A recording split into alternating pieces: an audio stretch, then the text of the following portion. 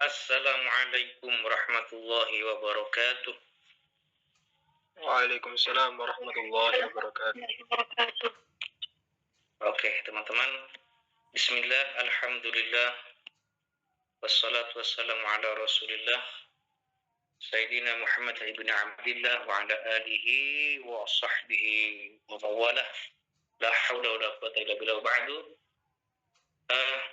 Bapak Ibu dan teman-teman semuanya yang saya banggakan, terima kasih telah bersedia menanti kesiapan saya sehingga saya bisa kembali bersama teman-teman mempelajari mata kuliah metode penelitian Living Quran. Baik, untuk presentasi pertama ini nampaknya akan dipresentasikan oleh Fani Adinda Putri, betul ya? Iya Ustadz, betul.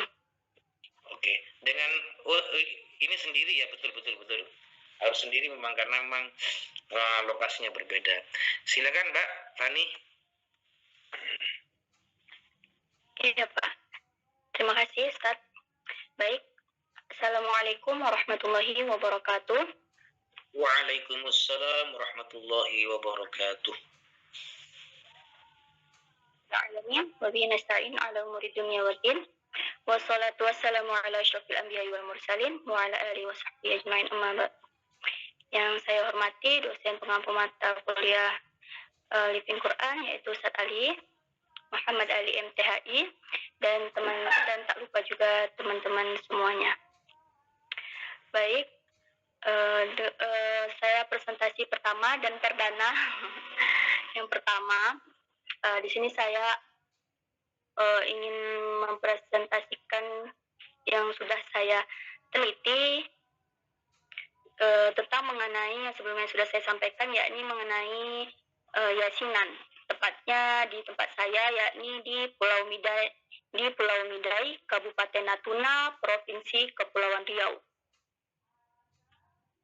Jadi berhubung di daerah Kepulauan Riau di sini juga setiap kecamatannya itu berbeda-beda pulau, maka di sini dikatakan di Pulau Midai karena memang di sini setiap kecamatan itu berbeda-beda pulaunya, jadi harus menyeberangi kapal yang dimana 7 jam paling dekat. Lanjut.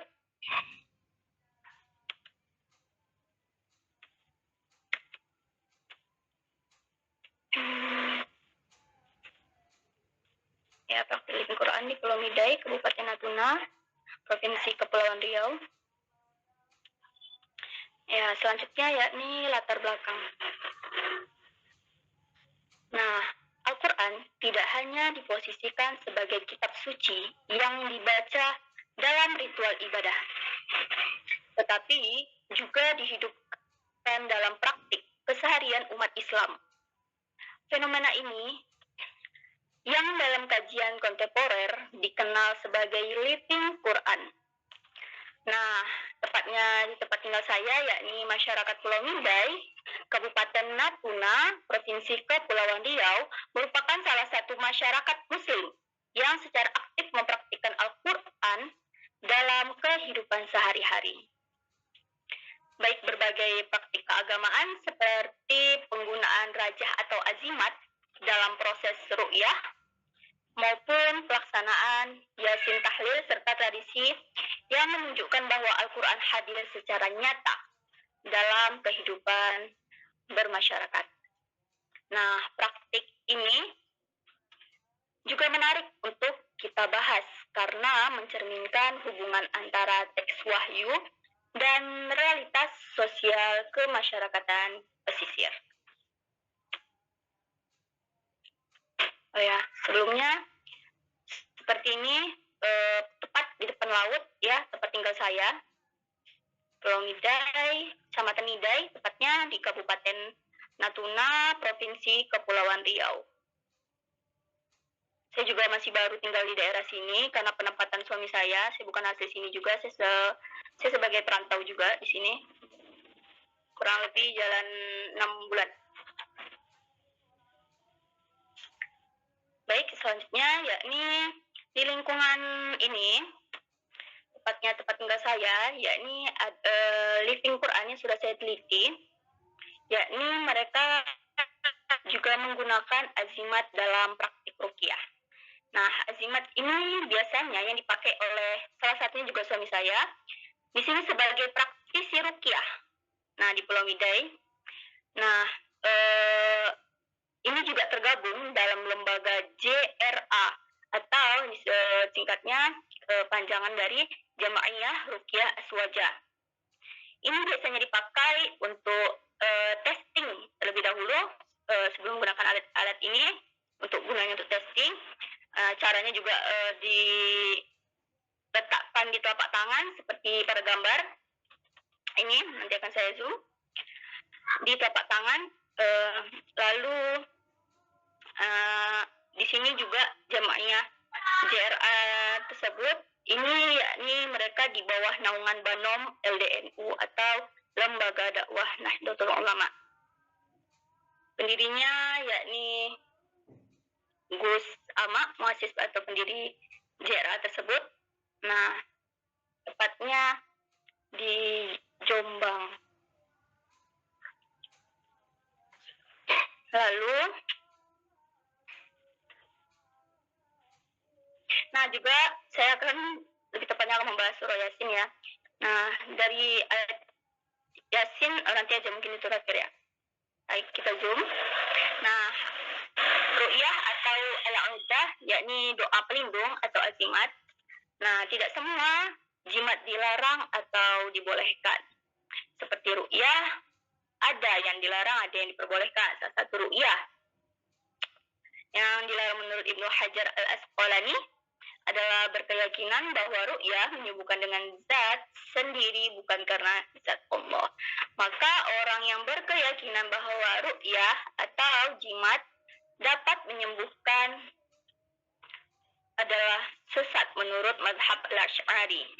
Adapun azimat yang digunakan di sini yakni JRA atau yang disebut dengan Jamaiyah Ru'yah Aswaja, ini dibuat sebagai upaya untuk mempermudah para praktisi JRA tersebut untuk mendiagnosis penyakit yang ada di dalam tubuh marqi atau marqiyah. Nah, seperti ini dalam contoh gambarnya.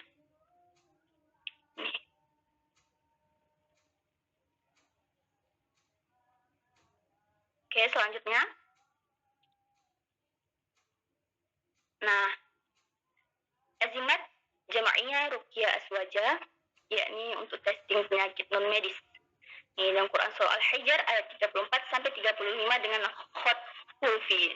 Seperti mana sebelumnya kita pernah mempelajari, ini dia. Khot kufi. Nih. Ayat 34 sampai 35. A'udzu billahi minasyaitonir rajim. Bismillahirrahmanirrahim. Qala fakhruj minha fa innaka rajim wa inna 'alaikal la'nata ila yaumiddin, yang artinya dia Allah berfirman, keluarlah darinya surga karena sesungguhnya engkau terkutuk. Dan sesungguhnya kutukan itu tetap menimpamu sampai hari kebangkitan atau hari kiamat. Nah, ini dia. Jadi di dalam kutub ini yakni ayat Quran surah Al-Hijr ayat 34 sampai 35 yang dimana bisa untuk mengobati. Ini juga termasuk dalam Living Quran. Begitulah mukjizat Al-Quran. Ketika kita berobat dengannya, boleh dibacakan, ditulis, asalkan tidak mentahrifnya, ia akan bermanfaat. Atau menyalahgunakan, ia akan bermanfaat. Tidak menyalahgunakan ya. Mentahrifnya ini artinya ia akan bermanfaat sebagai syifa. Syifa artinya obat untuk penyakit yang kita derita. Azimat ini hanya untuk testing. Kalau sudah terjadi kerasukan, misal, maka tidak perlu dipakai lagi langkah selanjutnya, yakni harus diruqyah. Nah, di dalam JRA juga salah satunya yang sudah saya pahami bahwasannya mereka ini juga menggunakan, tapi juga dari JRA saya wallahu alam, di dalam LDNU yakni JRA ini tempatnya di tempat saya ini, mereka menggunakan juga surah Yasin, ya, yang dimana 2 ayat terakhir surah Yasin biasa digunakan untuk meruqyah di jamaiyah ruqyah aswaja ini. Yang dari ayat innama amruhu idza rada syai'an ayyaqula lahu kun fayakun, lalu subhanalladzi biyadihi malakutu kulli syai'in wa ilaihi turja'un. Nah, seperti itu mereka juga menggunakan ayat Yasin, 2 ayat terakhir. Poin selanjutnya, nah di sini juga Yasin ada tepatnya di Midai, Kabupaten Natuna, Provinsi Kepulauan Riau. Di sini kami Yasin di sini itu terbagi menjadi 2. Yang dimana biasanya kalau di luar seperti tempat tinggal saya, tempat tinggal saya dulu pas masih sama orang tua di Batam, biasanya tuh kalau ibu-ibu tuh majelis taklim, bilangnya majelis taklim ataupun wirid ya biasanya. Tetapi di sini berbeda, mereka tidak ada menggunakan bahasa majelis taklim, mereka tidak ada menggunakan bahasa apalagi wirid, itu tidak ada di dalam. Terus di sini ternyata tidak ada. Nah, setelah saya 6 bulan kurang lebih merantau di sini, mereka menggunakan bahasanya yakni wirid gabungan. Nah, wirid gabungan ini setiap akhir bulan di hari Jumat. Nah, insya Allah nanti Jumat depan saya akan wirid gabungan. Ini telah terlaksana, kebetulan ini saya yang mimpin Yasin juga. Ya, tradisi Yasin, Yasinan ini dilakukan oleh masyarakat dengan tujuan nih, dengan bentuk agenda juga rutinan bulanannya tadi saya bilang, yakni setiap hari Jumat akhir bulan. Nah, insya Allah nanti Jumat bulan depan akhir. Yang diikuti oleh ibu-ibu di kecamatan, satu kecamatan. Jadi khusus untuk ibu-ibu tanpa ada bapak-bapaknya. Baik yang dimana ibu-ibu di sini tidak mengenal umur maupun seperti saya, umur 21, tapi status saya sudah beristri, maka di sini saya juga dipanggil ibu. Saya juga sudah sebagai ibu-ibu lah gitu kan. Jadi saya pun ikut bergabung dan dimintai juga sebagai pemimpin Yasin di kegiatan majelis wirid ini, gabungan, wirid gabungan ibu-ibu, bahasanya seperti itu, wirid gabungan, bukan majelis taklim ataupun wirid. Berbedanya di situ dari di luar sama yang di tempat saya ini. Nah, pembacaan oleh ibu-ibu di Pulau Midai dengan rangkaian acara yang pertama itu ada Yasin pasti, lalu kemudian tuh ditutup dengan ceramah. Nah, setelah baca Yasin kami juga dengar ceramah. Kalau kebetulan ini yang saya tunjukkan ini foto pas saat saya yang mengisinya, dengan ceramah agama dan juga door prize, ditutup dengan door prize paling terakhir. Ya biasa kegiatan ibu-ibu kan, juga door prize. Nah, dengan pertujuan di sini dengan adanya wirid gabungan tak lain yakni mempererat silaturahmi dan memperdalam ilmu agama. Seperti itu. Lalu yang kedua, Yasin di sini pertama ada wirid gabungan yang tadi saya bilang, lalu yang kedua ini ada di doa arwah. Nah, bahasanya doa arwah. Kalau di luar seperti saya di Batam mungkin bilangnya ya tahlilan gitu ya, memang isinya tahlilan, benar isinya sama tahlilan, Yasin juga, tetapi bahasa di sini yakni doa arwah. Kalau di Jawa saya kurang tahu ya. Kalau di Batam bilangnya ya tahlil Yasin, tapi memang isinya yaitu memang sama gitu. Tapi di sini tidak menyebutkan seperti itu, namun bahasanya yakni doa arwah. Nah, tradisi Yasinan ini di mana masyarakat berdoa setelah kematian, tentu disesuaikan dengan tradisi masyarakat di Pulau Midai. Nah, berbedanya dengan di luar tempat saya di Batam, dengan Natuna sini, begitupun juga dengan suami saya di Jombang pun melihat berbedanya di sini tempat rantauan kami ini, yakni mereka dari ayat untuk hari doa arwah ini dari hari 1, 2, dan 3, lalu hari ke-7 saja, lalu diloncat ke hari ke-7. Jadi tidak 1, 2, 3, 4, 5 sampai hari ke-7 full. Tidak yasinan. Namun fullnya di sini yakni hari pertama, 2, 3, dan ke hari ke-7. Nah, seperti itu untuk di sini. Tapi beda dengan saya yang di luar. Lalu yang kedua, nah, perbedaannya di sini yakni ayat pertama surah Yasin. Itu dibaca 3 kali. Nah, dengan diberi jeda membaca sholawat. Nah, saya praktekin langsung ya. Yasin, Allahumma sholli ala sayyidina Muhammad wa ala ali sayyidina Muhammad. Yasin, Allahumma sholli ala sayyidina Muhammad wa ala ali sayyidina Muhammad. Yasin, 3 kali, baru Allahumma sholli ala sayyidina Muhammad wa ala ali sayyidina Muhammad. Nah, 3 kali seperti itu, lalu dijeda dan membaca sholawat. Nah, di sini seperti itu. Itu tradisinya di sini. Lalu perbedaannya dan tradisi di sini yakni yang ketiga, ayat ke-58 diulang sebanyak 3 kali.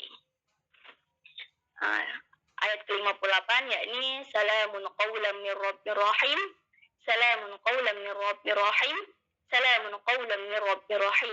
Itu diulang sebanyak 3 kali. Baru dilanjutkan ayat berikutnya. Wamtazul, lanjut. Lalu yang terakhir, ayat yang keempat, di mana doa arwah di Kecamatan Mida ini, Kabupaten Natuna, Provinsi Kepulauan Riau, mereka ada doa tambahan yang dimana setelah doa tahlil itu mereka menambahkan doa yang dimana doa seperti mananya itu sudah selesai, lalu mereka itu nambah tambahan doanya seperti ini. Saya praktekin. Amin ya Rahman, amin ya Rahim, amin ya mujibas sa'ilin. Misalnya nanti ditambah terserah mau apa. Misalnya Rabbana zalamna anfusana wa illam taghfir lana wa tarhamna lanakunanna innaka antat tawwabur rahim. Itu boleh ditambahkan. Nah, terakhir mereka juga menambahkan yakni da'wahum fiha subhanakallahumma wa tahiyyatuhum fiha salam. Nanti baru disambung dengan seluruhnya wa akhiru da'wahum alhamdulillahirabbil alamin. Itu di bareng-bareng bersamaan gitu. Nanti disambut oleh yang lainnya, jamaah yang lainnya ketika setelah dipimpin gitu. Itu tadi tambahnya da'wahum fiha subhanakallahumma tahiyyatuhum fiha salam baru disambut wa akhiru da'wahum alhamdulillahirabbil alamin. Nah, seperti itu. Itu doa tambahan yang ada di Pulau Midai. Tepatnya di tempat saya ini dia dokumentasinya.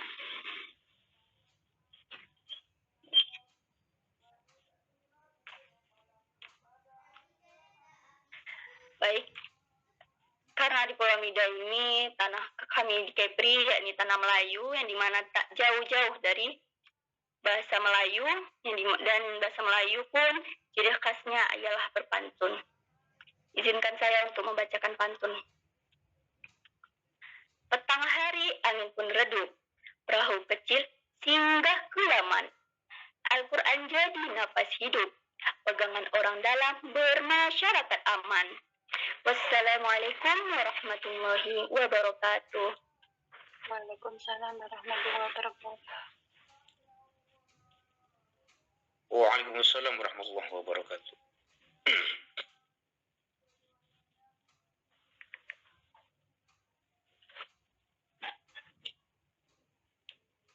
Baik, Ibu Fani Adinda Putri, sebelum dilemparkan ke khalayak, yakni teman-teman yang bergabung di ruang Zoom ini, kiranya Mbak Fani memberikan semacam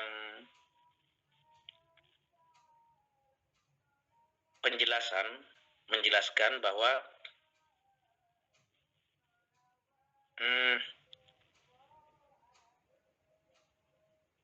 secara konseptual. Jadi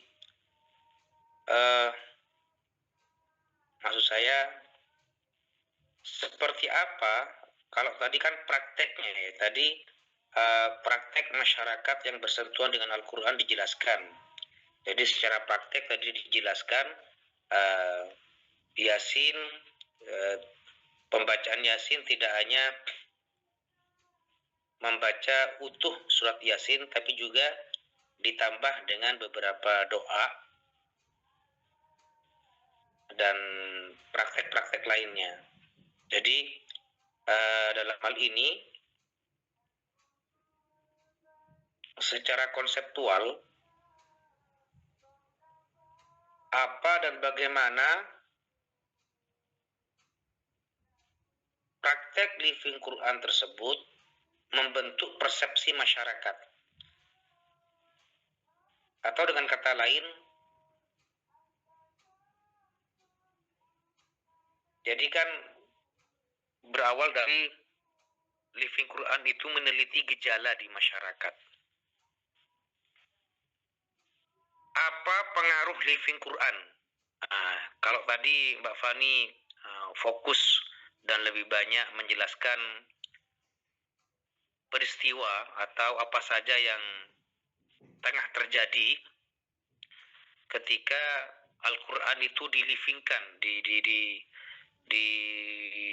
diterima, kemudian direspon, diterima, direspon, ya sama saja itu ya. Kehadiran Al-Quran itu menjadikan masyarakat di sana itu ini kita tidak bicara hukum boleh atau tidaknya ya. Kita juga tidak bicara apakah itu bid'ah karena menambah-nambahi sesuatu selain Al-Quran pada surah Yasin ya, berupa doa-doa. Kita tidak bicara dalam perspektif atau dalam tinjauan hukum ya. Coba sekarang Mbak Fahmi menjelaskan kepada kita apa pengaruh kegiatan tersebut terhadap masyarakat. Apakah misalnya melalui kegiatan tersebut masyarakat kemudian menjadi rukun, masyarakat kemudian akibat dari kegiatan tersebut yakni berbondong-bondong masyarakat hadir dalam acara tersebut bersama-sama. Karena berbondong-bondong kemudian terjadi interaksi, komunikasi, hubungan timbal balik. Jadi intinya efek apa saja atau apa saja pengaruh yang ditimbulkan dari kegiatan tersebut terhadap misalnya perubahan yang mengarah kepada kemajuan hidup masyarakat. Ini hanya contoh saja Mbak ya. Ya, nggak apa-apa juga mengacu pada apa yang saya sampaikan ini. Apakah dengan kegiatan tersebut kemudian masyarakat menjadi saling bersodakoh misalnya ya, saling menyapa yang sebelumnya tidak pernah bertemu atau sempat berselisih, tidak saling menyapa, kemudian melalui adanya acara ini mau atau tidak, suka atau terpaksa masyarakat kemudian berkumpul menjadi satu di satu tempat, sehingga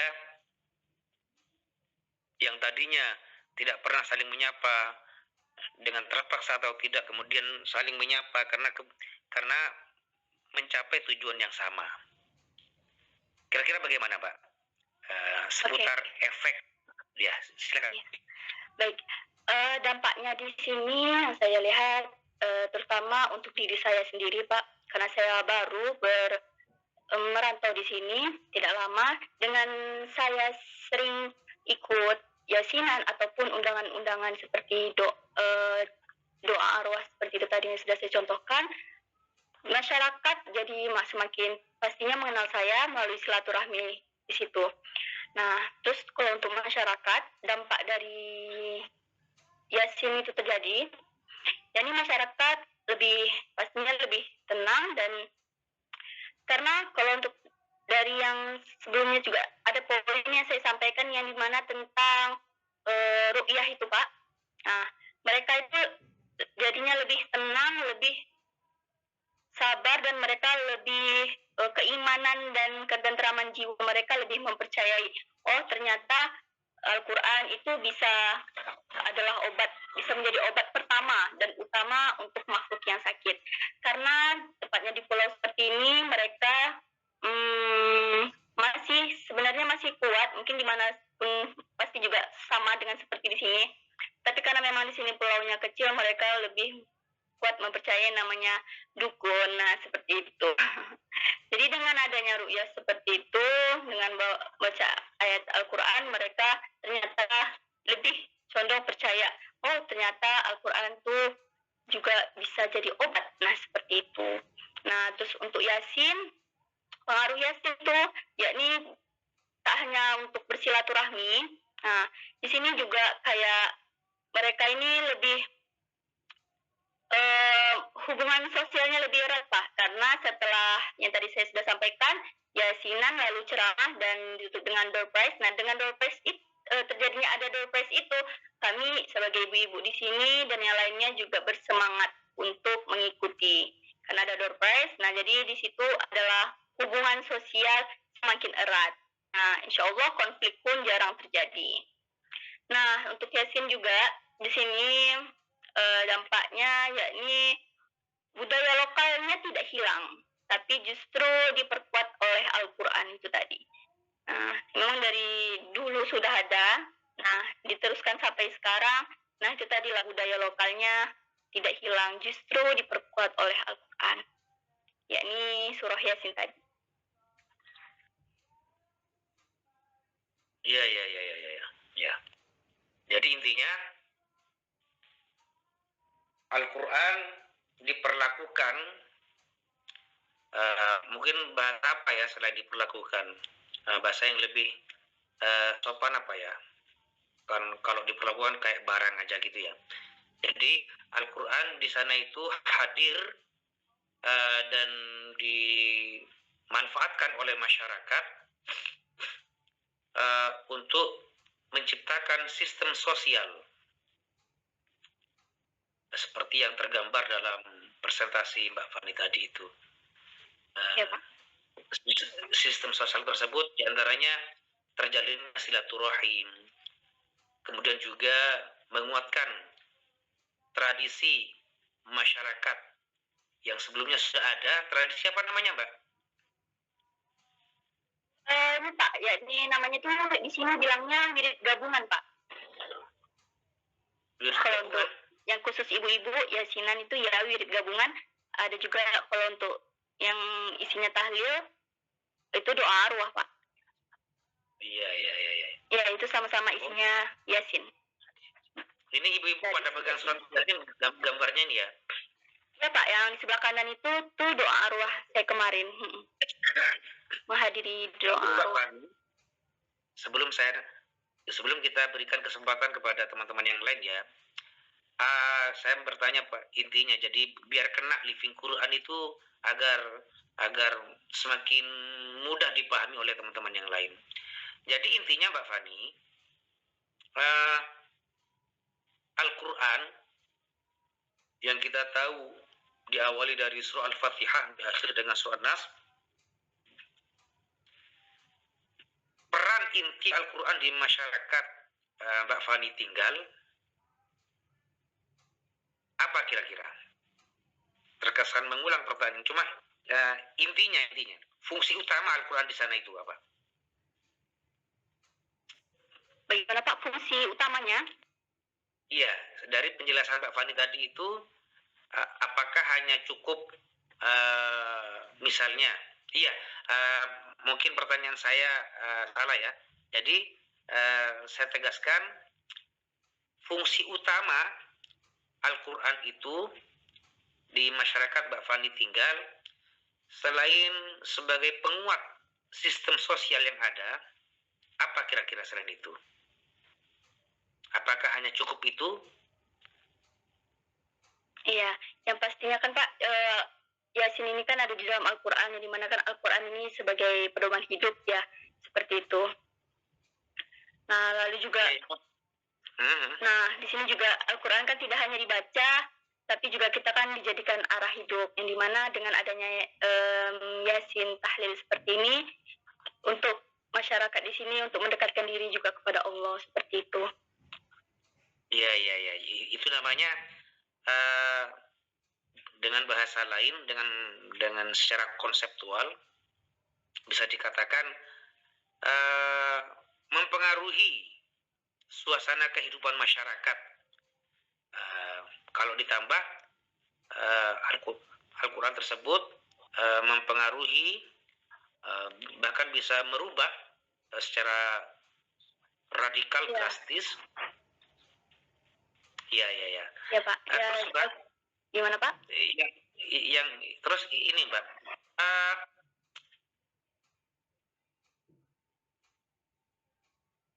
kalau bacaan ruqyah tadi itu yang paling berperan, nah ini maksud saya, yang paling berperan dari Al-Quran 30 juz itu, apakah hanya Yasin? Nah ini yang belum, yang ingin saya kejar.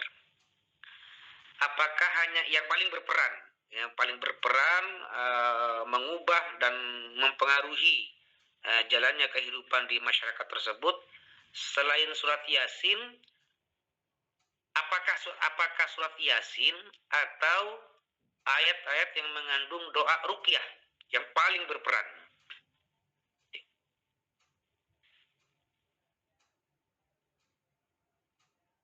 Paham nggak dengan pertanyaan saya? Ya Pak, paham Pak. Kalau untuk di lingkungan ini Pak, di Mida ini tepatnya mereka lebih rutinnya tuh ke surah Yasin Pak. Untuk ruqyah itu jarang, karena memang karena adanya suami saya dan temennya satu lagi dari luar juga, karena baru penempatan di sini, dan yang 2 orang juga bisa ngeruqyah, jadi mereka baru percaya Pak, baru ibaratnya baru mendatangi, baru mencoba untuk ngeruqyah seperti itu, karena sebelumnya mereka belum pernah percaya gitu. Sebentar Pak Wani, mohon maaf saya tidak bermaksud ingin mengetahui lebih dalam ya tentang kehidupan pribadi Mbak Fani. Suami ditempatkan dalam rangka apa itu?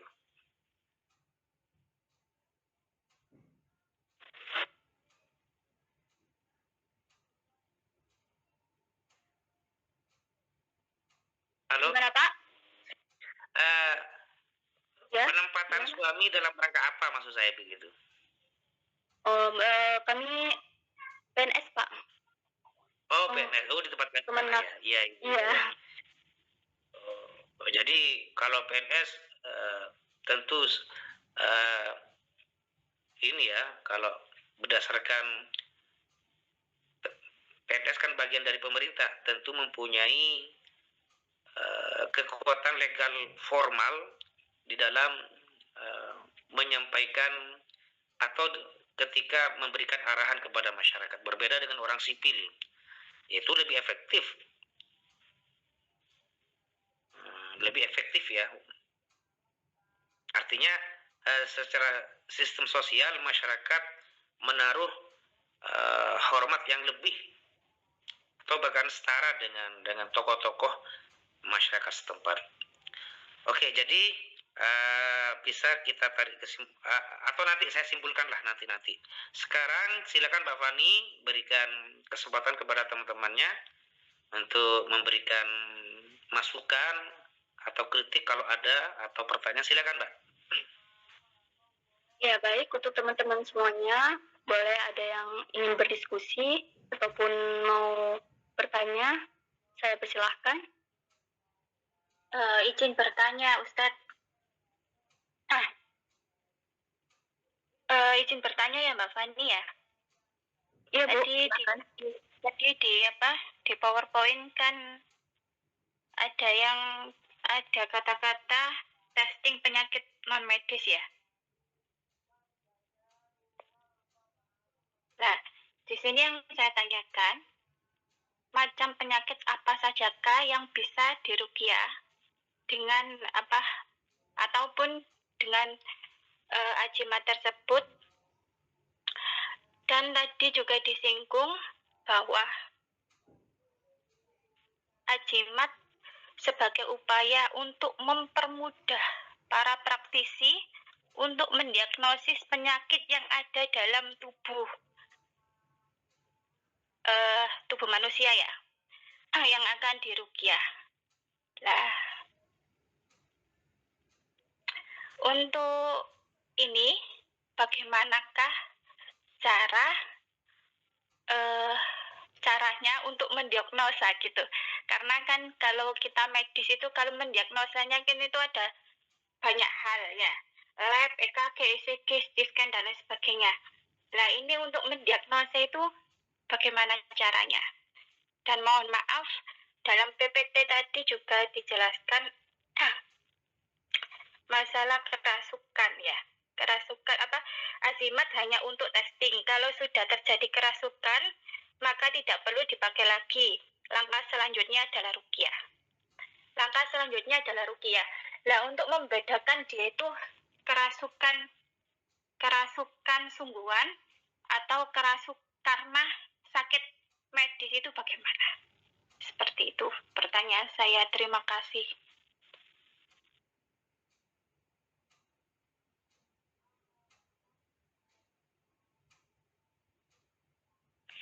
Ya, baik. Terima kasih, Ibu.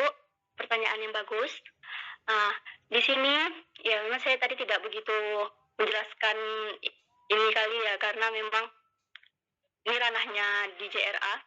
Tapi tidak apa, itu pengetahuan kita aja semua tentang ini tadi nih ya, yakni JRA ini tadi nih, yakni Jamaahiyah Ruqyah Wajah. Ini caranya dilakukan seperti ini. Bapak ini ya, bisa kita lihat. Nih. Bisa kita lihat juga di tangannya terdapat kertas, yakni kertas ini tadi nih, azimat ini yang tadi sudah saya bacakan juga ayatnya. Nah, alhamdulillah juga testing pasien ini kita samarin, yaitu Mbah Rebo ya, yang dimana orang sesak nafas selama 2 tahun, sudah berobat ke berbagai rumah sakit serta menghabiskan puluhan juta rupiah. Terus lalu beliau ini belum juga diberi kesembuhan. Nah, sebelum itu beliau ini dites. Jadi tempelin tangannya. Nah, ini tadi ayat ini tadi ya. Nih seperti ini. Bisa kita lihat ya. Menempelkan tangannya di ayat ini. Lalu ketika dia bereaksi seperti kesurupan ataupun lain-lain, itu bisa itu tadi dibilang untuk ke yang tahap selanjutnya, yakni diruqyah. Seperti itu. Diruqyah untuk ke semua penyakit. Nah, seperti Bapak ini tadi, dia katanya dia sesak 2 tahun dan sudah berobat ke berbagai rumah sakit, tapi ibaratnya belum atas izin Allah, belum ya. Tetapi dengan adanya JRA ini beliau sembuh. Nah, ini kertasnya tadi ayat yang sudah saya bacakan tadi. Itu. Nih, kita langsung. Yep.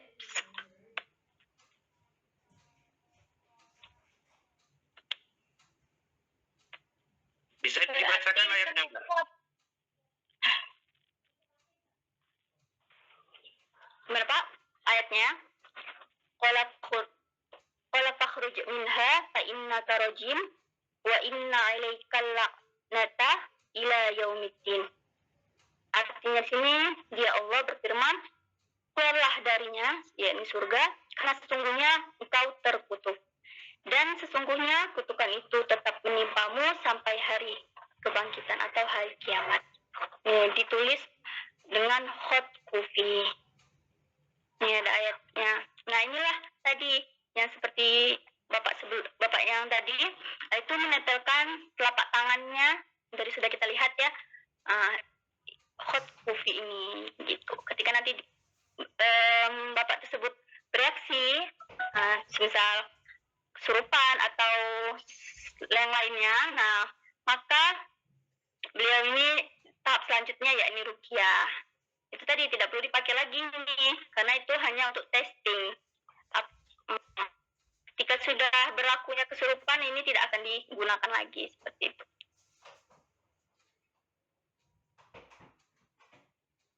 Bagaimana Bu? Berarti semua penyakit bisa diruqyah ya, Mbak Fani?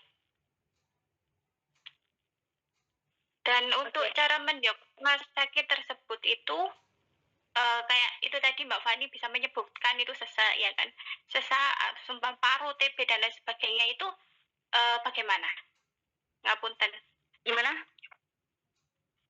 Itu hanya praktisinya saja. Untuk selanjutnya itu tahap ke yang perukiahnya. Ya pasti banyak bacaan-bacaannya lainnya seperti itu. Yang saya Hanya untuk tanyakan testingnya saja. yang saya tanyakan berarti kan soalnya ini menyinggung testing penyakit non medis ya. Makanya saya tanyakan berarti semua penyakit tersebut bisa diruqyah. Yang pertama, yang kedua, dan cara mendiagnosa Mbak Fani bilang itu tadi sesak dan lain sebagainya itu bagaimana dan apa hubungannya? Bagaimana cara menghubungkan dengan mata pelajaran kita sore ini Living Quran? Seperti itu Mbak Fani. Pertama itu kata Ibu bertanya apakah apa tadi Bu yang pertama tadi? Berarti semua penyakit itu bisa diruqyah. Yang pertama ya. Insya Allah bisa. Atas ya Allah bisa. Yang kedua hubungannya pastinya ayat Al-Quran. Nah ini dipakai ayat Al-Quran pastinya praktek ruqyah. Ruqyah pasti tidak jauh-jauh dari ayat Al-Quran. Nah salah satunya juga menggunakan Quran surah Al-Hijr yang sudah saya baca tadi, ayat 34 sampai 35 dengan menggunakan hot coffee ini tadi. Nah disitulah letak Living Quran, perannya Al-Quran tidak hanya dibaca, tidak hanya di ini, namun juga untuk kita praktekkan ke dalam lingkungan seperti itu. Nah, salah satunya itu tadi penyembuhan. Insya Allah atas izin Allah.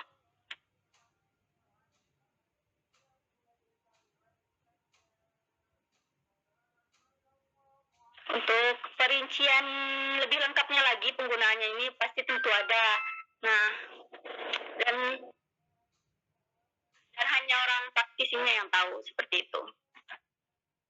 Kita hanya membahas ayatnya dan dalam Living Quran ini seperti apa. Untuk lebih selanjutnya dan detailnya nanti itu mungkin lebih yang orang perukiahnya lah, mungkin lebih paham dan lebih bisa menjelaskan.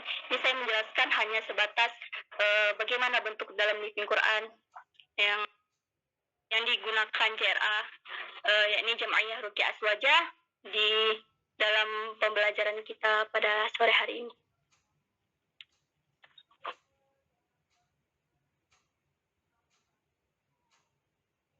Kira-kira seperti itu. Apakah ada yang mau bertanya lagi? Boleh atau kita diskusikan? Silahkan. Izin bertanya. Ya, silahkan. Oke, Mbak Fani, rekan Fani, berkaitan dengan kegiatan rutinan pembacaan Yasin, termasuk tadi dengan ruqyah. Ya, yang perlu kami tanyakan ketika kegiatan ruqyah itu kan salah satunya dalam rangka ikhtiar menyembuhkan suatu penyakit, gitu kan. Di samping itu ya tentu untuk syiar agama Islam, karena di situ yang dibacakan kan ayat-ayat Al-Quran. Yang jadi pertanyaan saya, ya, tujuan kita itu kan ingin mensiarkan agama Islam, menampilkan sisi positif dalam membaca Al-Quran, kemudian ada efek positifnya. Tapi bagaimana ya tanggapan misalnya masyarakat modern yang mempunyai persepsi dengan kegiatan ruqyah itu justru malah memperlambat proses medis, ya, dan bisa jadi malah memperparah keadaan orang yang si sakit itu. Nah, itu bagaimana ya untuk menanggulangi agar kemudian di masyarakat itu yang kita tujuannya memperkenal Al-Quran dengan baik, kok ternyata malah muncul sisi negatifnya. Matur suwun.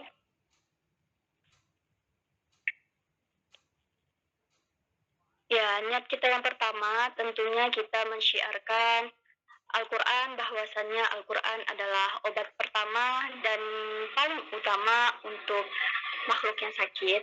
Di sini kita juga mengenalkan bahwa Al-Quran itu ialah syifa ya. Nah, kita sampaikan untuk kemudian untuk urusan mereka percaya atau tidaknya, yaitu kita yang penting saya rasa sudah kita dakwahkan, sudah kita sampaikan, dan tetap kita pun meskipun mereka tidak semudah itu rasanya mungkin untuk mempercayainya pasti, dan tentunya kita juga balik lagi ke diri kita jangan menyerah untuk mensyiarkan bahwasanya Al-Quran ini tuh juga bisa menjadi obat ya, walaupun prosesnya itu tadi lama. Lalu meskipun sudah diruqyah, namun yang tadi Bapak sampaikan ada yang lambat ataupun tidak sembuh, nah itu kita kembali lagi kepada Zat yang Maha Kuasa, yakni Allah Subhanahu Wa Taala. Karena yang menyembuhkan adalah menyembuhkan dengan Zatnya sendiri, bukan karena karena pada hakikatnya yang bisa menyembuhkan itu adalah Allah Subhanahu Wa Taala, bukan si peruqyahnya ini. Nah seperti itu, karena semua memang atas izin Allah, mau sembuh ataupun lambat yang penting sudah kita ikhtiarkan, sudah kita dakwahkan juga, dan kita pun yang sebagai peruqyah pastinya tentu berharap untuk sembuh. Untuk urusan sembuh lambatnya atau bagaimananya itu kita serahkan kepada Allah SWT yang Maha Kuasa. Seperti itu.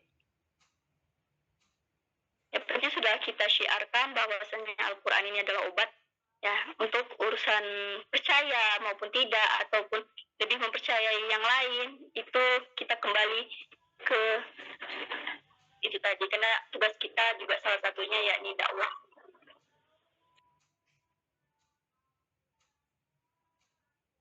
Ya, bagaimana Pak? Ya, jadi untuk ikhtiar konkretnya, misalnya dengan berobat ke medis atau minum obat, itu gimana? Apakah masih diperlukan atau kita tawakal dengan membaca ayat-ayat Al-Quran tadi?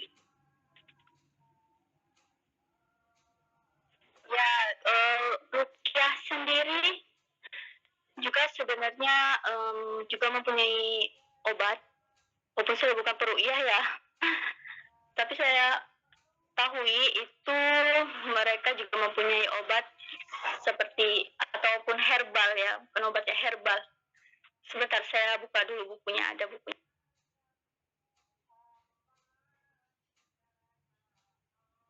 Nah, juga dibarengi dengan obat ya ataupun ramuan herbal. Nah, seperti minyak kelapa, atau ada juga ini di sini di buku ini, kemukus atau jahe, madu ataupun habatus saudah. Itu juga biasanya juga tak jauh-jauh dari daun ya, ini biasa kita sering dengar daun bidara seperti itu. Jadi juga bukan hanya ayatnya saja kita ini, tetapi kita juga dibarengi dengan tanaman-tanaman herbal seperti bidara itu tadi. Bidara juga salah satunya, juga bisa tergantung penyakitnya itu tadi apa.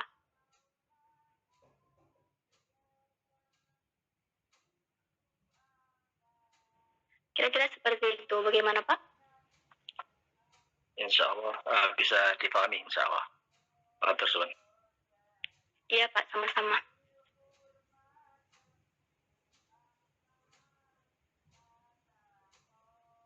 Baik, yang lain? Silakan yang mau berdiskusi.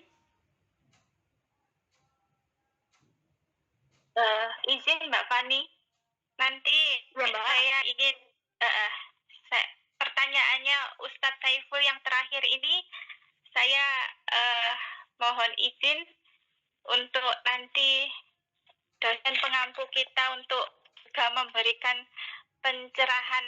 Nggih Ustadz Ali nggih, mohon izin apakah kalau sudah berikhtiar dengan Al-Qur'an, ayat-ayat ayat Al-Qur'an, terus apakah kita masih diwajibkan untuk ke medis seperti itu, padahal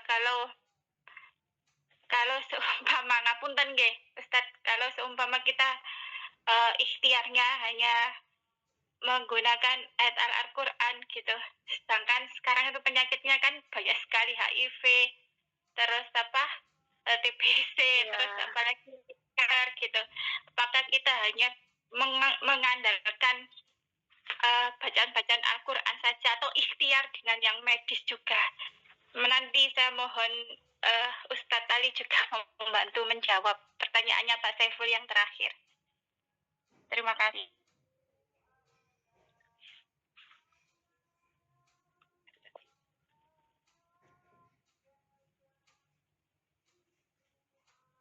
Maaf izin untuk memberi sanggahan ya. Saya sebagai seorang mantan. Mungkin saya juga sekarang sudah bukan sebagai perawat lagi, tapi saya sebagai sudah berpengalaman sebagai perawat hampir 20 tahun. Dan juga saya lulusan Rumah Sakit Islam di Surabaya, dari SPKRSI Surabaya. Menurut saya tindakan ruqyah itu tidak bisa diandalkan 100%. Tidak hanya 100%, 50% aja belum bisa dipertanggungjawabkan. Karena secara justru yang ada itu, sudah ada penelitiannya itu pengobatan dengan sistem Tibun Nabawi. Tibun Nabawi itu ada ada jurnalnya, sudah ada penelitiannya. Seperti yang biasa sama Dokter Jaidul Akbar itu ada kan penelitiannya dari beberapa literatur banyak itu di luar negeri. Kalau dibaca di jurnal-jurnalnya banyak. Jadi penyakit secara medis dan non medis itu tetap didiagnosa. Namanya diagnosa itu mencari dipilah atau mencari ini benar-benar penyakit medis atau enggak. Dan cara mencari itu dengan pemeriksaan, baik itu pemeriksaan fisik, pemeriksaan lewat laboratorium, lewat pemeriksaan radiologi, mungkin itu ECG dan sebagainya, atau USG dan sebagainya ya, dengan teknologi, dengan kemajuan teknologi kedokteran. Yang namanya ruqyah itu juga biasanya kalau di rumah sakit Islam itu baik dokter maupun perawat ataupun bidan yang sudah bisa mendeteksi bahwa ini bukan penyakit, sudah dilakukan diagnosa secara fisik, juga secara teknologi itu tadi tidak menunjukkan gejala suatu penyakit medis, biasanya dianjurkan untuk mencari pengobatan non medis. Pengobatan non medis bisa dengan Tibun Nabawi atau bisa dengan ruqyah ini tadi. Itu beberapa sanggahan dari saya, beberapa pengalaman selama saya menjadi perawat. Jadi tidak bisa 100%, tidak hanya 100%, 50%, apalagi dengan perkembangan penyakit yang begitu besar saat ini ya. Kayak penyakit-penyakit kronis seperti diabetes, akhirnya bisa menjadi stroke, atau hipertensi yang bisa menjadi stroke, kemudian gagal jantung, kemudian ada penyakit autoimun yang banyak sekali sekarang itu yang diderita terutama perempuan dan juga anak-anak, penyakit kanker, baik itu kanker seluruh, bisa kena seluruh badan sih. Kanker itu di mana aja. Nah, itu juga penyakit-penyakit termasuk HIV AIDS. HIV AIDS itu sekarang Indonesia sudah menjadi negara yang banyak penderitanya, itu termasuk 5 besar di seluruh dunia. Nah, kalau kita hanya mengandalkan sebagai ruqyah itu tadi, apalagi kita sebagai mahasiswa yang sudah mengenal ilmu dakwah untuk ini dan punya background yang bermacam-macam, otomatis ini bisa diluruskan gitu loh. Bisa diluruskan bahwa ruqyah tidak menjadi pilihan 100% untuk berobat terutama pada penyakit-penyakit yang kronis. Tetap harus dianjurkan untuk mencari pengobatan secara medis dan itu harus di istilahnya apa ya, berjalan ikhtiar lahir dan batin gitu menurut saya. Setelah itu ya memang kesembuhan itu berangkat dan kembalinya kepada Allah karena ya kita kembali lagi itu adalah takdir semua manusia dan kita sebagai umat muslim terutama kita mahasiswa ya itu yang kita harus dakwahkan, tapi tidak murni untuk mendakwahkan yang hal-hal yang seperti ini ya. Bagi saya itu bagian dari mungkin ini bisa menjadi jawaban dari pertanyaan Pak Saiful, bisa juga untuk menjadi literatur, bisa dibuka di dalam jurnal-jurnal yang sudah beredar di dalam Sinta atau di dalam Scopus, di jurnal-jurnal di Google Scholar itu sudah banyak. Itu nggak bisa dipakai pedoman itu. Mungkin itu. Terima kasih. Ya, sama-sama. Nah, ada benar yang dikatakan dengan Ibu. Saya tidak pernah mengatakan dari awal bahwasanya kita benar-benar harus 100% ke ruqyah, tetapi kita kembali lagi ke yang bagi ke pasiennya, percayaannya bagaimana. Nah, itu tadi yang sebelumnya bapak-bapak tadi itu yang sudah itu testimoni kenyataan yang sudah dialaminya tadi.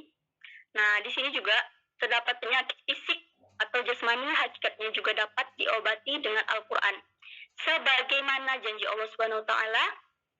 Nah, di sini letaknya living Quran sesuai tema kita pada sore hari ini. Nih, dan di Quran surah Al-Isra ayat 82 Allah berfirman, kata Allah yang berkata ya, dan kami turunkan dari Al-Quran suatu yang menjadi obat penawar dan rahmat bagi orang-orang yang beriman. Nah, bagi yang percaya silahkan, bagi yang tidak percaya atau masih ragu-ragu juga silahkan. Kita tidak melarang untuk seseorang untuk meruqyah, itu pilihan masing-masing. Atau mau ke rumah sakit juga boleh. Karena tadi yang sudah saya contohkan, Bapak itu sudah ke rumah sakit, lalu mungkin dia masih tetap berikhtiar, karena mungkin dengan dia ke rumah sakit juga pastinya dengan membutuhkan biaya yang banyak, tadi sudah disebutkan oleh Bapak yang sudah testimoni itu tadi. Jadi dia mau ke jalur yang lain, yakni ruqyah itu tadi. Nah, awalnya pasti kita, bukan berarti kita nggak percaya. Kalau bahwasanya tadi contoh dari Bapak itu tadi, Bapaknya percaya kepada medis, percaya. Bahkan saya juga percaya kepada medis, saya selalu USG. Tetapi kita juga pastinya dibarengi dengan pendekatan kita kepada Allah Subhanahu wa taala. Nah, seperti ini tadi, ini Bapaknya yang testimoni itu tadi. Salah satu contohnya. Nah, beliau selama 2 tahun, pastinya beliau bercerita bahwasannya yang sudah beliau alami, beliau sudah berbagai macam ke rumah sakit, pastinya sudah diagnosa dan lain sebagainya. Itu mungkin bagi orang kesehatan lah yang mengerti. Tetapi ternyata kesembuhannya itu ada di ruqyah. Semua itu atas izin Allah pastinya. Nah, dengan ikhtiar Bapak itu tadi. Bentar. Oke. Dengan ikhtiar Bapak itu tadi, sebenarnya kembali lagi, yang penting kita tuh ikhtiar ketika kita punya penyakit, kita pergi ke medis juga, kita pergi ke ruqyah itu pilihan. Kita tidak melarang juga, tetapi sini ikhtiar, kita berusaha untuk persoalan sembuh cepat, tidak sembuh atau yang lainnya itu wallahu alam, hanya Allah yang mengetahui. Dan di sini pun pastinya tidak ada larangan, dan dari tadi saya juga presentasi tidak ada bahasa yang dimana saya melarang untuk bahwasanya kita harus nggak usah ke rumah sakit, nggak perlu. Saya tidak ada mengatakan seperti itu dari tadi saya rasa. Tetapi di sini saya hanya menyangkut paut bagaimana yang saya jelaskan, karena dari tadi juga pertanyaannya mengenai jamaahnya ruqyah aswaja ini tadi, maka saya sambungkan ke situ terus dan saya jelaskan juga bagaimana ini di dalamnya. Untuk ke non medis yang ke rumah sakit seperti ininya. Saya tidak ada tadi juga saya belum ada ngejelasin ke sana karena memang tidak ada pembahasan seperti itu. Nah, mungkin sekarang saya bahas memang tidak ada larangan, itu kembali ke kita lagi. Jauh seperti papa saya sendiri dari Batam selalu sakit gigi, dan sakit gigi itu selalu maghrib sampai tengah malam. Nah, sebenarnya udah sampai copot gigi pada dalam keadaan sakit, yang dimana padahal cabut gigi katanya nggak boleh sambil sakit ya. Pas ketemu udah enakan, tetapi papa saya udah saking nggak tahannya, dia maksa untuk copotkan giginya pada lagi sakit karena udah nggak tahan sakit itu tadi. Tetapi sampai sekarang udah dicopot pun tidak ada reaksi, tetap masih sakit sampai sekarang. Dan beberapa minggu yang lalu kami kirimkan doa. Tak hanya harusnya tadi yang di azimat ini tadi Quran surah Al-Hijrin, tidak harus itu. Kirimkan Al-Fatihah juga pastinya, kirimkan yang lain juga pastinya doa melalui kami dari jauh di sini. Alhamdulillah setelah malam Jumat dikirim, malam Sabtunya atas izin Allah Bapak saya tidak terkena sakit lagi seperti itu. Alhamdulillah. Jadi intinya kembali ke kita lagi, ke rumah sakit silahkan. Karena itu kita. Karena kalau di UKIA itu tugasnya hanya mensyiarkan untuk mempercayai juga bahwasanya Al-Quran ini obat loh, ibaratnya seperti itu. Kalau tidak percaya silahkan, seperti sebelumnya sudah saya sampaikan. Yang penting sudah kita sampaikan, sudah kita dakwahkan. Urusan percaya, setengah percaya, ataupun percaya itu masing-masing kembali ke dirinya lagi seperti itu. Oke, baik. Maaf Pak Ustadz, saya mau ini juga. Ini kan masih berbentuk PPT, nggak ada makalahnya, literaturnya juga diambil dari mana gitu. Jurnalnya bisa yang menguatkan dari jurnal apa yang bisa kita baca yang menguatkan dari literatur yang diambil dari apa gitu, jurnalnya apa namanya. Mungkin bisa kita baca bareng, jadi landasan teori daripada PPT-nya Mbak Fani ini Ustadz. Gitu juga Mbak Fani tolong dibuat supaya kita juga, ya kita kan mahasiswa ya, otomatis kita berpikirnya secara ilmiah gitu. Apalagi ini Living Quran kan ada dalam metode penelitian gitu, bagian dari metode penelitian. Jadi kalau metode penelitian itu menurut saya ya semuanya harus serba ilmiah, harus berdasarkan literatur dari buku, juga hadis, juga Quran. Semuanya kan Living Quran itu kan kita bagaimana tolong maaf Mbak Fani, saya jangan dipotong. Saya minta tolong jangan dipotong. Saya mau memberi istilahnya saya memberi pemahaman bahwa metode bahwasanya ini kan ada secara ilmiah. Saya minta tolong. Tapi saya jelaskan di sini, kita ini Living Quran.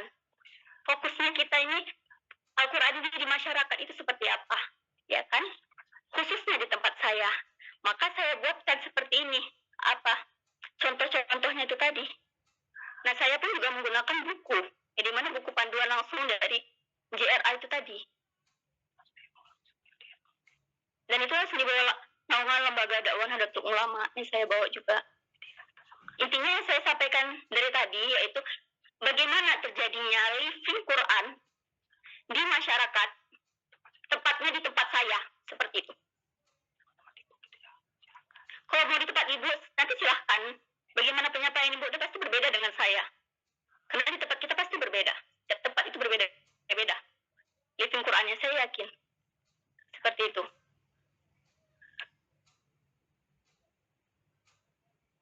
Oke, cukup ya. Baik Mbak Fani, saya sela dulu sebentar ya. Teman-teman semuanya, kita apresiasi untuk semuanya ya, terutama kepada narasumber Mbak Fani yang telah mempresentasikan hasil penelitiannya. Teman-teman semuanya, saya harus menyela karena agar teman-teman tidak keluar dari rel yang sesungguhnya. Rel itu adalah pekerjaan penelitian Living Quran. Jadi sekali lagi saya tegaskan di sini, fokus kita bukan pada materi yang dibawa oleh presentator, Tetapi maka kemudian jika kita tidak menyadari tujuan kita sesungguhnya dalam kuliah ini, maka kita akan terjebak pada perdebatan materi yang dibawakan oleh presentator. Tugas utama dalam Living Quran ini yaitu menjelaskan kepada khalayak gejala-gejala yang ada di tengah masyarakat terkait keberadaan Al-Quran. Kalau saya simpulkan, pertama, semuanya sama-sama benar. Ibu dari Maulida tadi memang betul ya, maksud saya gini, saya katakan betul itu. Nanti Mbak Fani dan bukan hanya Mbak Fani saja, semua mahasiswa, semua presentator, di samping membawakan kepada kita PowerPoint agar mudah di dalam menjelaskan dan khalayak juga mudah di dalam meresap, mempelajari, meresapi apa yang disampaikan, harus membuat semacam makalah.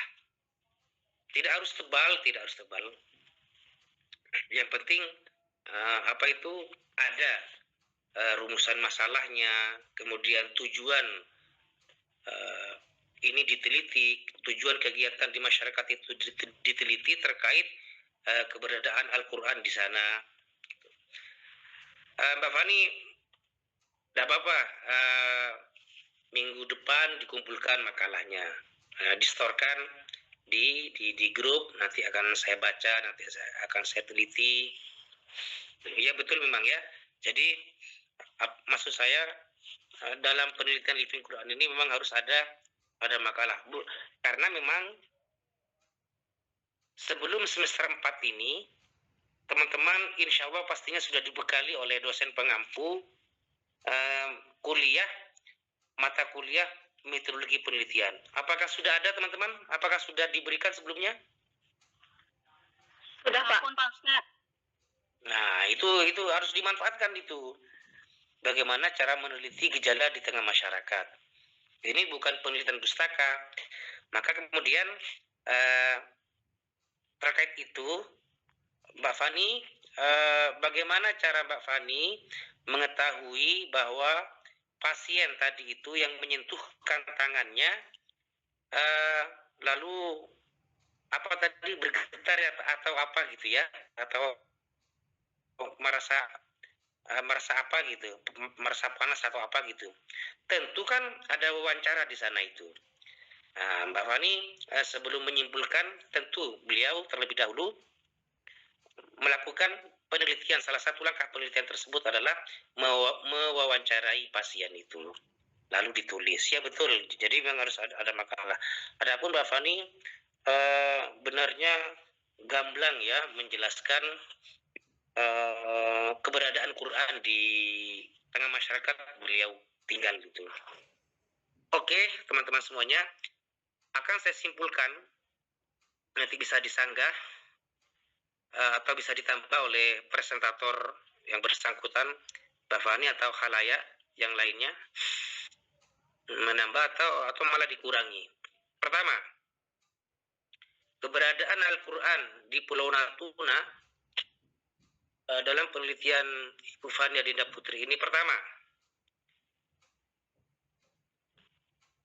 masyarakat mempercayai bahwa Al-Quran itu bisa digunakan media penyembuhan. Jadi Quran itu hidup di Pulau Natuna, satu, berupa media yang digunakan oleh masyarakat untuk menyembuhkan penyakit menurut kepercayaan setempat. Jadi saya tegaskan kembali, Living Quran ini kita tidak bicara ulumul Quran, kita tidak bicara sejarah turunnya Al-Quran, kita tidak membahas nasikh mansukh, ayat yang dibatalkan, ayat yang membatalkan. Enggak. Ini kalau dengan istilah lain, living Quran ini sebenarnya kita sedang meneliti peristiwa di tengah masyarakat yang kebetulan Al-Quran ada. Salah satunya dipengaruhi oleh Al-Quran. Boleh dikata Al-Quran kalau di kasus Mbak Fani ini menguatkan sistem sosial yang ada sebelumnya, atau mungkin dalam penelitian teman-teman yang lain, boleh jadi Al-Quran bukan hanya bukan menguatkan, tapi menciptakan tradisi baru. Sekali lagi teman-teman, saya ingatkan, kita tidak bicara hukum halal haram, ini sunnah, ini syirik, enggak. Kita tidak bicara itu. Maka saya tidak ingin berkomentar banyak. Apakah benar hanya murni dengan membaca ayat-ayat Al-Quran lalu bisa dijadikan media yang utama di dalam menyembuhkan pasien? Kita tidak bersentuhan dengan itu. Itu efek samping ya, dan itu bukan tujuan utama kita di dalam menjalankan kuliah living Quran ini. Oke, yang kedua, yang pertama tadi itu apa? Bahwa dana itu dirasakan oleh masyarakat. Menurut kepercayaan masyarakat Pulau Natuna, Al-Quran bisa dijadikan media penyembuh. Jadi dalam hal ini Al-Quran berfungsi sebagai penyembuh, media penyembuh. Kedua, setelah kita simak dari apa yang disampaikan Mbak Fani, di samping sebagai media penyembuh, Al-Quran hadir di tengah masyarakat Natuna sebagai syiar yang ditambah oleh Pak Saiful tadi itu, dalam hal ini memperkenalkan kepada masyarakat bacaan Al-Quran. Ya, baik yang membaca Al-Quran itu ahli dalam bidang ilmu tajwid atau tidak, fokusnya adalah masyarakat berkesempatan menyimak bacaan Al-Quran. Dibaca dalam konteks pembacaan doa atau dalam kegiatan yasinan. Intinya masyarakat mendengarkan, menerima bacaan Al-Quran. Jadi di sini di samping sebagai media penyembuh, Al-Quran hadir sebagai syiar.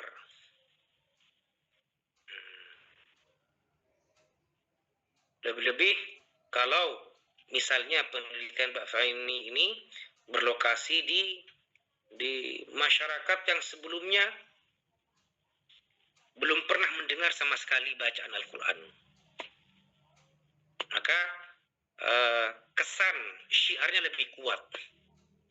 Tadi juga Mbak Fani menyampaikan memang sebagai syiar ya, sehingga masyarakat berkesempatan mendengarkan bacaan Al-Quran. Kan kita tahu masyarakat negara Indonesia ini kan tidak sama ya, antara satu dengan lainnya di masing-masing tempat itu. Ada yang dikenal dengan kota santri, atau ada yang dikenal dengan na'udzubillah min dzalik, misalnya saya pernah dengar katanya kota dugem apa, saya nggak paham itu. Jadi tentu tipologi masyarakat yang tidak sama itu pasti merasakan kehadiran Al-Quran yang tidak sama. Ada yang setiap hari masyarakat mendengarkan Al-Quran melalui sholat berjamaah yang pengeras suaranya dinyalakan.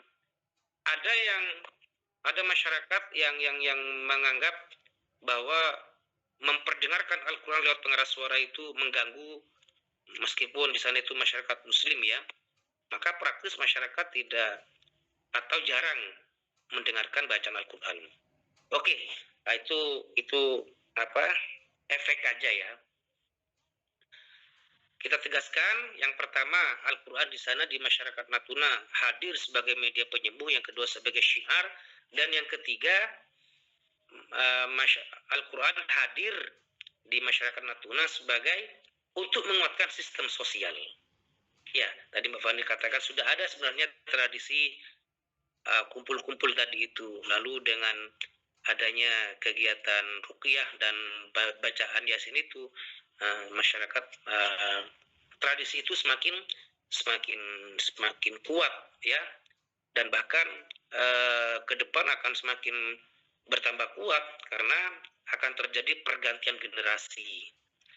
Generasi anak-anak saat ini yang pastinya melihat apa yang dilakukan oleh generasi tua akan dilanjutkan oleh generasi anak-anak ketika mereka sudah menginjak usia dewasa. Jadi kurang lebih eh, tiga fungsi, Al-Quran living di tengah masyarakat Natuna dalam bentuk tiga fungsi, dalam hadir, tampil dalam tiga fungsi: media penyembuh, kemudian sebagai syiar, dan yang ketiga adalah menguatkan sistem sosial. Ada yang bisa ditambahkan, Mbak Fani? Cukup ya, minimal tiga itu ya. Ya Pak, cukup. Nanti dalam menyusun makalah Mbak Fani, ini bisa dijadikan masukan Mbak ya. Jadi tidak apa-apa Mbak Fani, hasil diskusi kita ini dimasukkan ke dalam makalah. Nanti rumusan masalahnya ditulis. Jadi teman-teman, saya ingin ikut sedikit memberikan pengarahan tentang metodologi penelitian.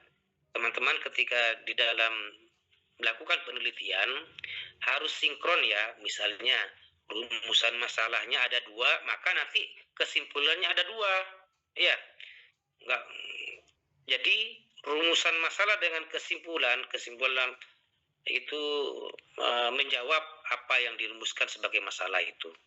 Jika ada 3, ada 3. Jika ada 2, ada 2. Saya tidak perlu memberikan pengajaran atau pengarahan lebih banyak karena teman-teman sudah melewati itu ya, sudah mengikuti perkuliahan itu. Saya kira itu teman-teman ya. Jadi dalam kuliah, dalam presentasi perdana ini kehadiran Al-Quran dalam bentuk 3 fungsi itu tadi. Terkait dengan tadi siapa Ibu Winda tadi bertanya kepada saya, apakah benar ya itu Mbak ya? Pertama ya, apakah benar hanya mengandalkan ayat ruqyah dan tidak perlu ke medis lagi? Itu jawaban saya pastinya ini bukan pekerjaan kita dalam konteks kuliah living Quran ini. Ya, fokus utama kita membahas gejala-gejala sosial. Kalau boleh saya menjawab, ini di luar konteks living Quran ya. Sekali lagi teman-teman, ini yang akan saya sampaikan ini tidak berkaitan sama sekali dengan kuliah living Quran yang dibawakan oleh Mbak Fani. Nah, gimana saya menjawab teman-teman ya? Apakah benar hanya cukup dengan mengandalkan ruqyah? Saya dan Bapak Ibu, teman-teman, tentu memiliki pengalaman yang tidak sama. Pengalaman yang tidak sama ini ikut serta juga kesan dan suasana yang berbeda pula. Didukung pula oleh pengalaman keilmuan yang tidak sama juga. Maka insya Allah bijaksana barangkali kita tidak saling memaksakan kehendak ya. Tidak perlu saling memaksakan apa yang pernah kita lihat lalu harus diyakini oleh orang lain.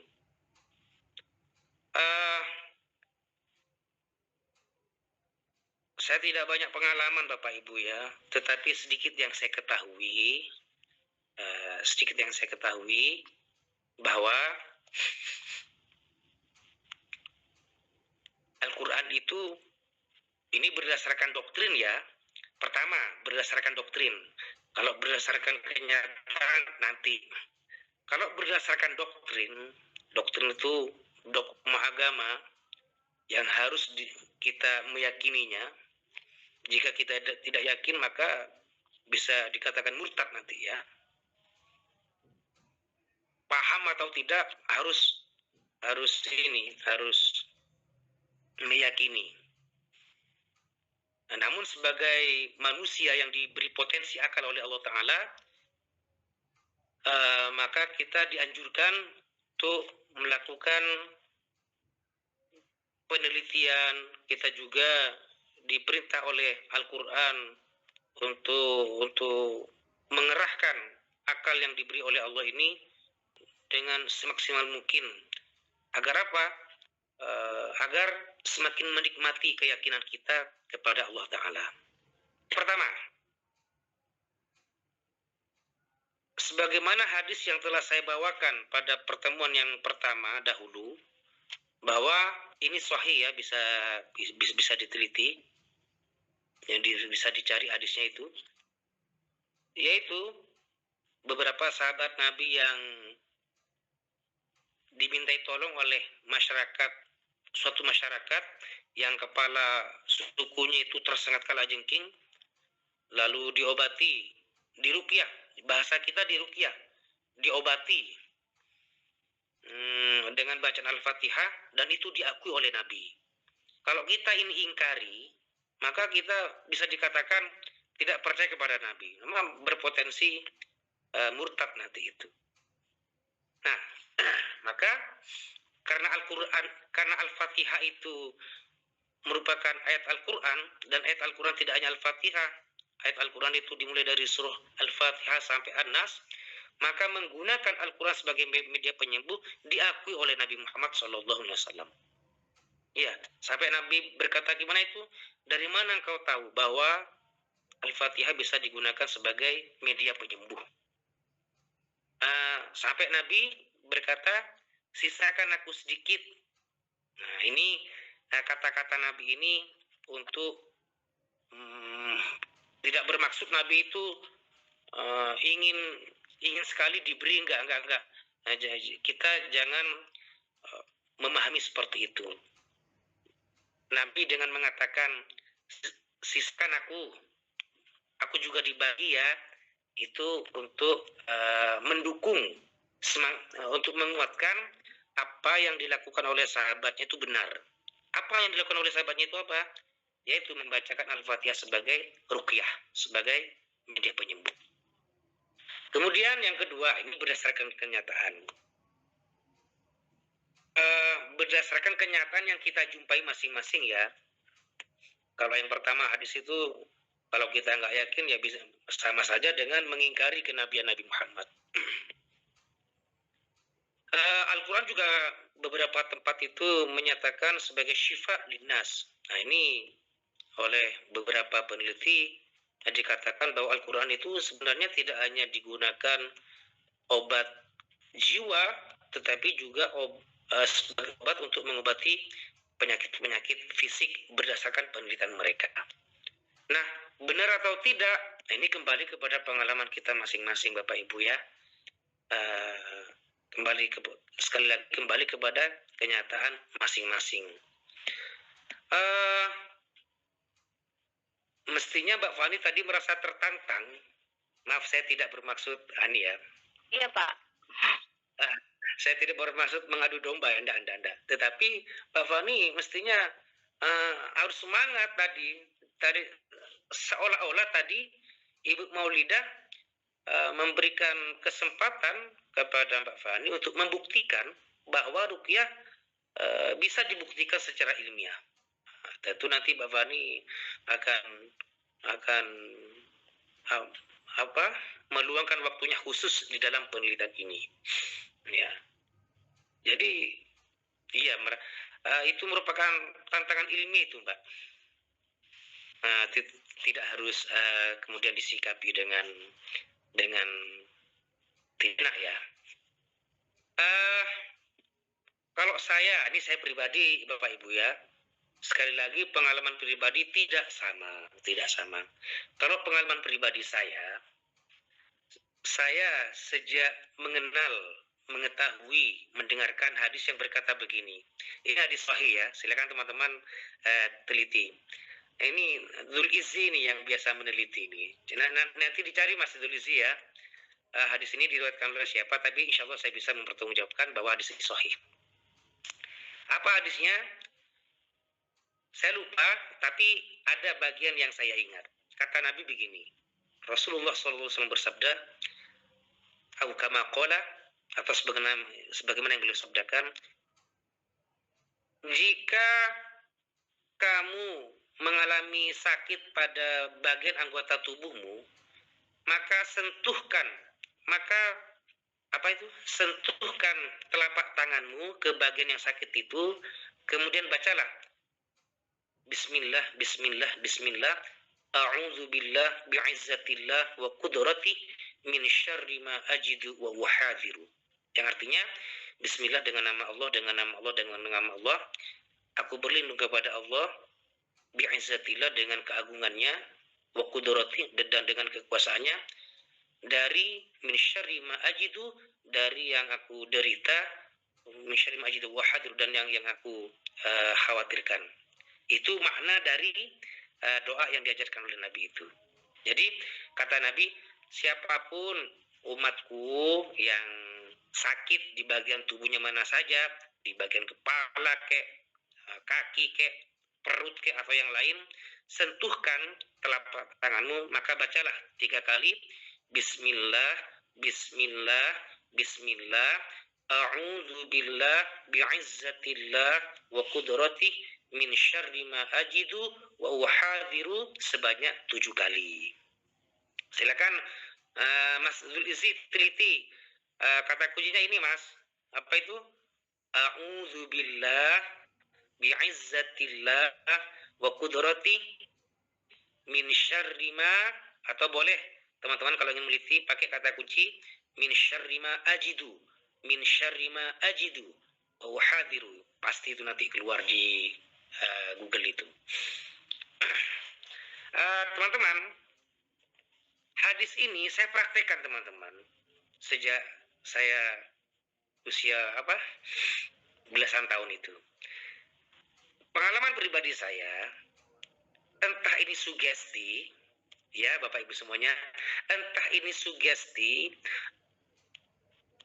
atau memang mukjizat dari Nabi sendiri, bahwa Nabi itu ketika berkata, beliau pasti dibimbing wahyu.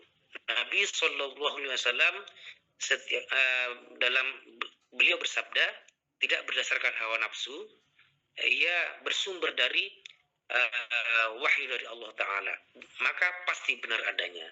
Setiap kali saya kesemutan atau kena sayatan pisau atau apalah ya, saya refleks Bapak Ibu, misalnya kaki saya kesemutan, saya refleks membaca itu Bismillah itu sampai akhir, dan yang saya rasakan ya sembuh itu loh, sembuh. Walaupun tidak sekejap ya, tidak bim salabim langsung sembuh, enggak, tetap saya baca berkali-kali. Misalnya saya menderita kesemutan jam 7 pagi, itu berulang kali saya baca Bapak Ibu ya. Jam 8 saya baca, nanti setengah jam kemudian saya baca.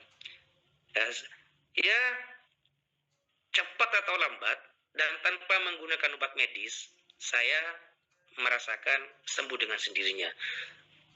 Awas loh teman-teman, jangan salah paham ya, ini pengalaman pribadi saya.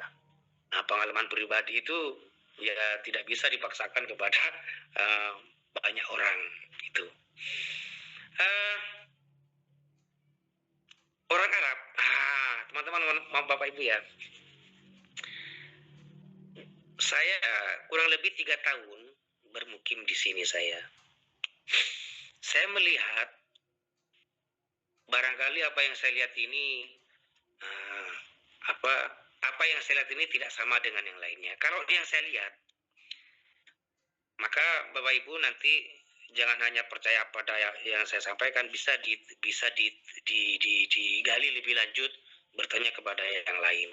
Kalau yang saya lihat teman-teman, dan juga teman-teman Indonesia atau teman-teman imam Indonesia di sini pada kaget. Ini rumah sakit Arab ini kok sepi ya? Kebanyakan yang menjadi pasien itu wanita hamil. Lalu saya bertanya kepada tetangga saya itu, Baba, idza anta al-musabil, ya intinya begini, kalau kamu sakit di rumah sakit mana Baba? Kok aku jarang lihat orang Arab di rumah sakit itu? Apakah di rumah sakit yang mahal? Ya enggak juga. Kami jarang ke rumah sakit kecuali kalau sudah apa gitu ya, apa itu sakit-sakit tertentu. Maksud saya begini teman-teman ya, rumah sakit di Emirat Arab ini, saya juga pernah di Qatar, saya juga pernah ditugaskan di beberapa hampir di negara Timur Tengah ini. Saya pernah ditugaskan di sana. Ya khutbah, ya imam masjid dan banyak lah ya. Di Qatar, Jordania, Kuwait dan lain sebagainya. Bapak kok jarang ya orang Arab masuk rumah sakit ya? Sepenglihatan saya begini, ya Syekh Muhammad, saya dipanggil Muhammad di sini. Begini Muhammad, sebelum saya ke rumah sakit itu, saya berdoa dulu. Kami dibiasakan, diajari secara turun-temurun itu untuk membaca doa, lalu bersodakoh. Kan ada hadisnya itu, betul itu. Gimana itu? Ya Allah, obatilah orang sakit di antara kami itu dengan bersodakoh. Tawadu marzukum bisodakoh. Saya lupa hadis yang pertama itu, bacaan hadis yang pertama. Yang saya ingat, marzukum bisodakoh. Artinya apa? Obatilah orang-orang sakit di antara kamu itu dengan bersodakoh. Jadi Muhammad, tradisi kami itu, kami membaca doa yang kami tahu. Kami tahunya surat An-Nas ya, Nas ya, pastinya orang Arab insya Allah apa ya, lebih tahu ya, bukan berarti lebih banyak tahu. Secara turun-temurun mereka mengikuti jejak generasi sebelumnya, ketika sakit membaca doa-doa dulu, entah dari ayat Al-Quran atau apa ke. Jika tidak, maka ditambah juga dengan bersodakoh. Lalu ketika masih sakit, kemudian masuk ke rumah sakit. Ini Bapak Ibu, sekali lagi saya ingatkan, ini berdasarkan penglihatan saya. Ya, penglihatan orang itu ya tidak sama dengan yang lainnya. Yang saya jumpai, kebanyakan yang masuk rumah sakit itu ini para ekspatriat, para warga asing, ya India, Bangladesh, ya warga Eropa yang tinggal di sini, jemaah saya yang dari Belgia, dari Brussels, ya Belgia ya, ada yang dari Swiss, ya ada jemaah saya dari Jerman itu. Saya lihat kalau ke rumah sakit itu, ya saya sering mengantarkan teman saya ke rumah sakit. Kok orang Arab iki? Jadi justru mereka orang-orang itu yang jadi komisarisnya ini. Ada sih orang Arab ini ke rumah sakit, kebanyakan untuk melahirkan itu. Itu teman-teman ya. Mengingkari bahwa ruqyah tidak bisa dijadikan media penyembuh, tentu menyalahi doktrin yang harus kita terima. Nabi mengakui itu ya. Itu ya tentunya kita tidak boleh mengingkari. Kemudian apakah harus menghindari obat medis setelah adanya obat ruqyah? Enggak, saya tidak setuju. Karena Nabi bersabda pula, Bapak Ibu, Nabi bersabda pula, likulli da'in dawaun. Kata Nabi, setiap penyakit itu pasti ada obatnya, kecuali kematian. Ya pastilah, kalau kematian, kalau sudah datang ajalnya pasti mati, baik sehat ataupun masih sakit. Kalau bukan ajalnya, sakit bertahun-tahun pun kadang sembuh dengan sendirinya, kadang ya sehat, kadang ya mati ketika tidur mati. sedang duduk mati kalau sudah ajalnya. Jadi intinya kata Nabi, setiap penyakit itu pasti ada obatnya. Maka carilah. Jika kata Nabi dalam hadisnya itu, jika menemukan obat yang tepat, pasti Allah Ta'ala memberikan kesembuhan kepada penyakit yang diderita. Maka kemudian lahirlah tibbun nabawi, pengobatan nabawiyah itu. Dan juga kita mengenal ya dalam sejarah peradaban Islam, dokter siapa yang tidak kenal dengan Avicenna itu ya, Ibnu Sina, Ibnu Rushdi, dan beberapa ilmuwan muslim yang melahirkan karya yang sangat besar ya, sehingga ditiru oleh masyarakat Eropa. Bahkan pendirian apotek yang pertama kali itu dari ilmu muslim. Kemudian terjadi peperangan ya, yang kemudian buku-buku keislaman yang berkaitan dengan obat-obatan itu diterjemahkan ke bahasa-bahasa Eropa. Lalu Islam memasuki abad kejumudan, abad kebekuan, lalu berubahlah zaman itu menjadi modern yang untuk saat ini masih dikendalikan oleh dunia barat. Begitu teman-temannya. Ibu Maulida tanya Ibu Winda ya. Jawaban saya begitu Bu ya. Secara pribadi saya menggunakan dua-duanya, medis dan ruqyah. Medis saja tanpa ruqyah ya bisa dikatakan sombong. Ruqyah itu apa? Intinya ruqyah itu apa teman-teman? Ruqyah itu intinya adalah menaruh kepercayaan kepada Allah. Dan ketika seseorang itu sudah percaya kepada Allah Ta'ala, hati menjadi tenang. Bukankah ketenangan, kebahagiaan merupakan tangga utama menuju kesembuhan?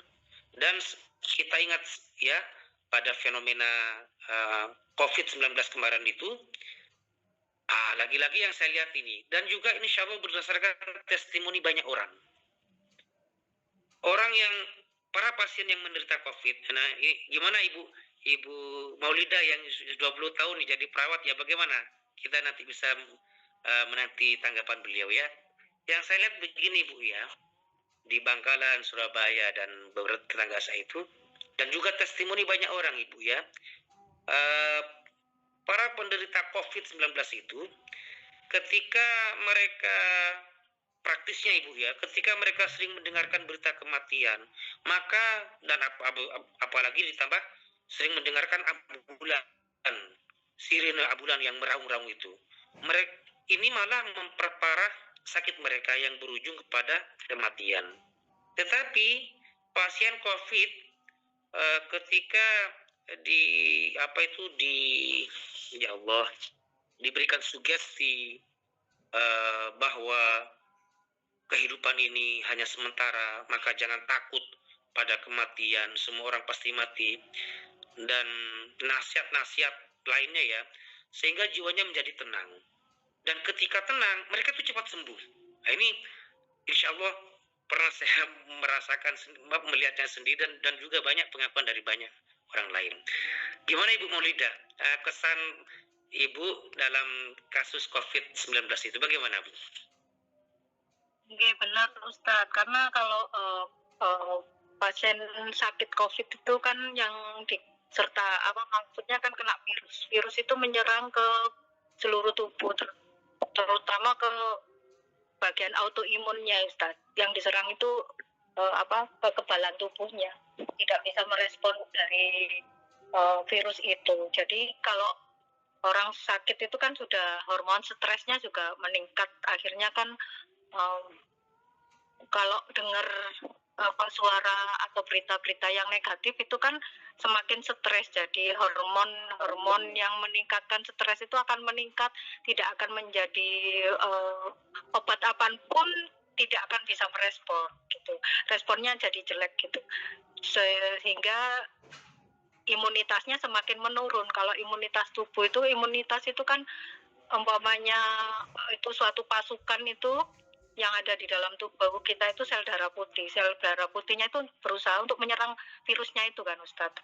Nah karena itu menurun, sel darah putih itu meningkat karena menyerang virus, tapi akhirnya kelemahan, akhirnya kecapean, pasukannya itu makin capek akan tambah menurun, sehingga harusnya itu kuat, obatnya sudah kuat, malah akan menyerang tubuhnya sendiri. Biasanya seperti itu. Biasanya itu di dalam istilahnya medis ada namanya badai sitokin. Dan itu terjadi pada hari-hari proses masa penyembuhan setelah 7 hari lewat dari masa inkubasi penyakit tersebut. Dari COVID itu antara 7 sampai 10 hari sampai 14 hari, biasanya sudah dalam hari ke-10 atau hari ke-12 itu sudah membaik, tapi tiba-tiba bisa menurun sel darah putihnya yang harusnya sudah normal akan tambah turun, tapi dikiranya kalau yang tidak berpengalaman menurun itu bagus, padahal itu memperjelek. Karena apa? Pasukan di dalam tubuhnya itu sudah kelelahan, nggak ada pasukan untuk memperbaiki selnya lagi gitu. Akhirnya itu namanya badai sitokin. Iya. Sebentar Ibu, tadi saya tertarik dengan penjelasan Ibu. Oke. Insya Allah tadi Ibu berkata yang intinya kurang lebih begini. Hormon stres itu akan meningkat. Gimana tadi Ibu? Maksud saya gini.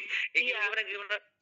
Gini Ustaz, jadi hormon stres itu akan merespon apa aja yang masuk ke dalam tubuh kita, baik itu secara fisik maupun mental.